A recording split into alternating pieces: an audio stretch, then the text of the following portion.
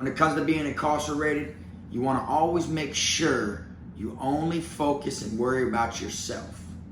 A lot of people always tend to get themselves in other people's business, always want to be a part of whatever someone else has going on, and that's a big, big, big no-go. If you're watching this, you already know why you're here.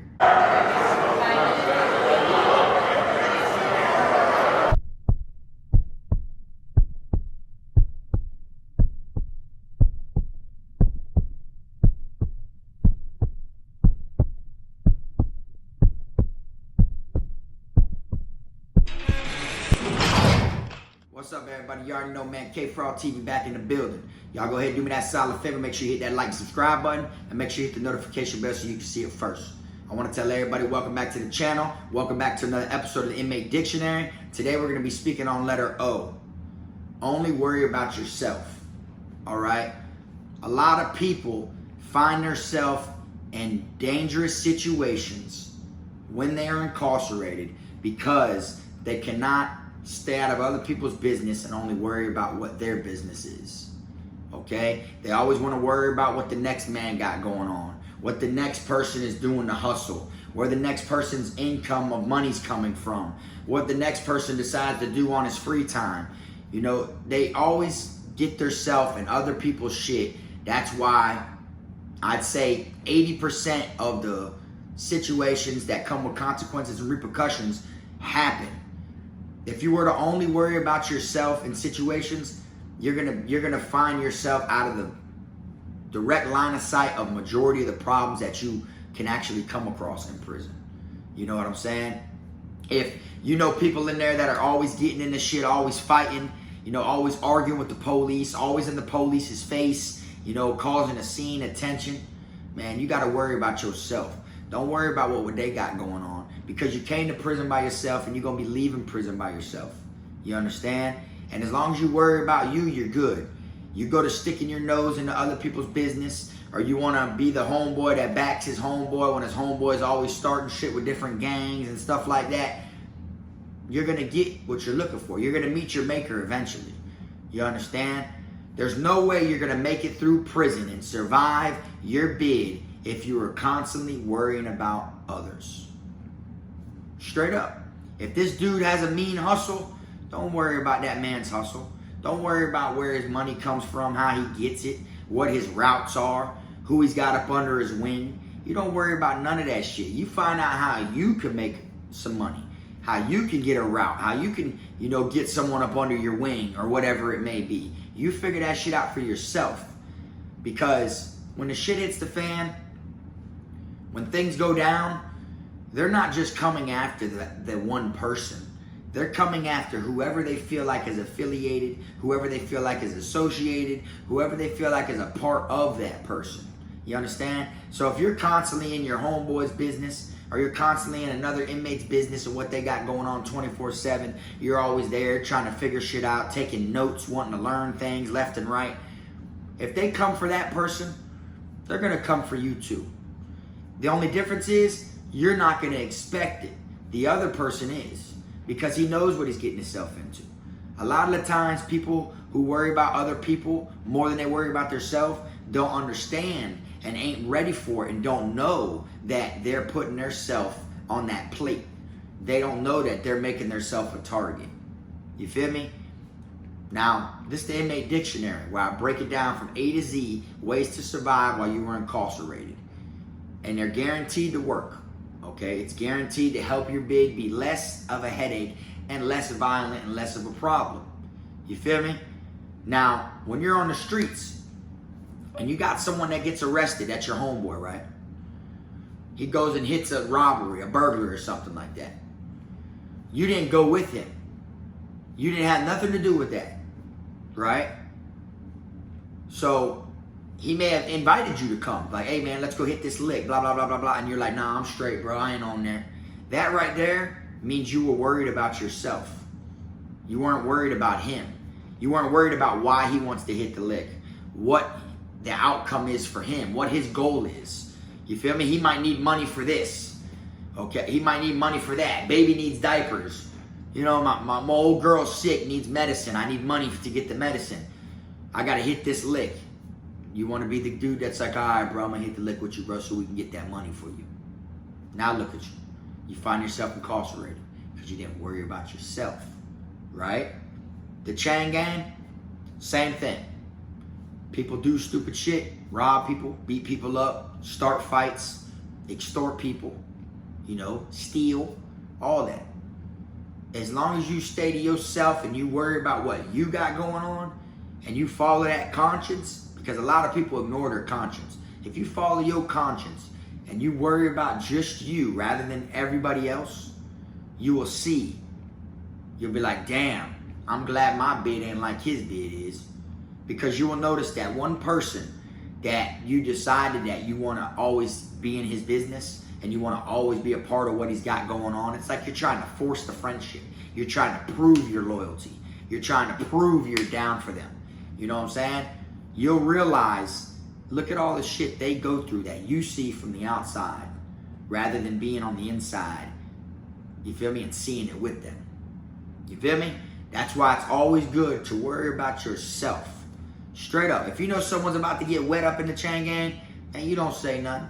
If you know someone's finna get beat up, jumped, or someone's about to become a gang member, or someone's gonna get robbed, someone's been getting extorted, or someone's got the officer bringing in bombs of dope or cigarettes or phones, or someone's fucking a female officer, whatever it may be, man, that's none of your business. You take in as much information as you want, but you don't ever put it back out there.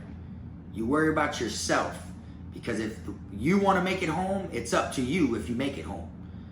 Like I said before on prior videos, man, you got some people that go on the road for 20 years and come home. Then you got some people that go on the road for a year and a day and don't make it. You get what I'm saying? And a lot of times that be because they don't worry about themselves.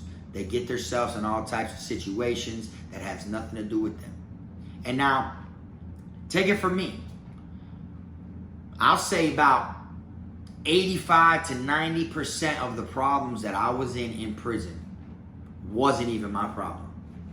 Literally. All the fights I got in with other gangs and all this different shit was of me backing one of my homeboys when I didn't even have to. He had brothers. He was part of an organization. They had numbers. But I was a loyal homeboy. So I was backing homeboys that were affiliated. So something would happen to one of them or one of their brothers that I was also cool with because of them. Now I found myself getting involved with other gang members. You know, like swinging on this dude because his brother whooped this dude. And then that dude is like a brother to one of my closest homeboys. No different shit. I always got myself into shit because I was riding with my dogs.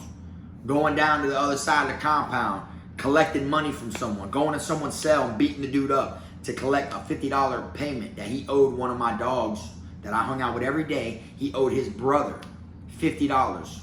So I told his brother, I said, bitch, I'll go down there and beat him up for you. I said, I'll go down there and get it. Took his ID and everything. Brought it back to show him, look, I really went down there and painted him. You don't believe me? Here's his ID. You see what I'm saying? Because all he had was excuses. He didn't want to pay it up. But I didn't have to do that. That was me not worrying about myself. That was me worrying about someone else. Because do you think I was going to be getting any of that $50? Think about it. If I would have got that $50 from him and made him and get that shit up, and then I would have went down there and gave the 50 over, do you think they actually would have gave me any of that 50? Or would have collected it all? Slight chance maybe I would have got something, you know. But at the same time, it wasn't really worth it. Because that same dude that I was going down there, you know, and beat up inside of a completely different dorm, his bunkie was a blood, which happened to be one of my dogs. So he told me, big, go ahead. I beat him up in front of him. I went in there and was dapping my dog up that was a blood. I said, where your bunkie at? But that wasn't the bad part about it. The bad part was is when he came in the cell and I started beating his ass, he was up under another gang and was paying another gang. So now that I'm down there beating this dude up, putting my hands on him and shit, risking him to check in or risking the police to come in here, that gang that he was also paying didn't like that. So now they want to rise and say some shit. And then next thing you know, I'm going to get involved. You feel me? And I'm gonna be like, bitch, you talking crazy. I ain't on that shit. It's whatever you trying to do. Because in my mind, I came down here to do a mission. And the mission wasn't even my problem. You feel me? But then now you got me in the middle with this gang shit because I went to collect some money.